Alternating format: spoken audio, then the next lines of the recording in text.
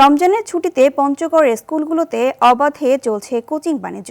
প্রশাসনের ছাড়পত্র বা নির্দেশনা ছাড়াই এসব কোচিং পরিচালনা করছেন শিক্ষকরা, যেখানে শ্রেণীকক্ষের পাশাপাশি ব্যবহার করা হচ্ছে বিদ্যালয়ের লাইট ফ্যান। সংশ্লিষ্টরা বলছেন, এমন প্রকাশ্য কোচিং বাণিজ্য মানসম্মত ও যুগোপযোগী শিক্ষা ব্যবস্থার পরিপন্থী। পঞ্চগড় প্রতিনিধি মোহাম্মদ হারুন রশিদের পাঠানো তথ্যচিত্রে আরও জানাচ্ছেন সুলাইমান কবির। পবিত্র রমজানে সরকারি আদেশে সারা দেশের মতো পঞ্চগড়েও সকল মাধ্যমিক বিদ্যালয় বন্ধ ২৮ মার্চ পর্যন্ত। তবে সরেজমিনে দেখা গেল ভিন্ন চিত্র। ছুটির মধ্যেও জেলার বিদ্যালয়গুলোতে দেখা মিলছে শিক্ষার্থীদের সরব উপস্থিতি।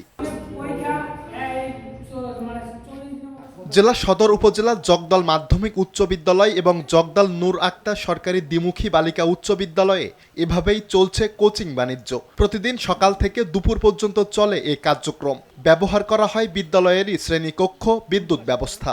চিজি আইসক্রিমের সাথে ভেলভেটি কেকের মিশ্রণে পোলার রেড ভেলভেট আইসক্রিম। মন ভালো থাক। অথচ মাস শেষে কোচিংয়ের টাকার পুরোটাই যায় সংশ্লিষ্ট শিক্ষকের পকেটে। আমরা অষ্টম শ্রেণীতে পড়ি, আমরা এখানে প্রাইভেট পড়তে আসি।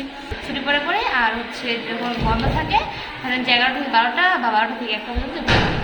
সরকার যখন কোচিং নির্ভরতা কমিয়ে আনতে চাইছে, তখন কেন এমন কোচিং বাণিজ্য প্রশ্ন করলে সদুত্তর দিতে পারেননি শিক্ষকরা। প্রধান শিক্ষকের সাথে কথা বলা হয়েছে, উনি আমাদের প্রাইভেট পড়া এটা এলাও করেনি।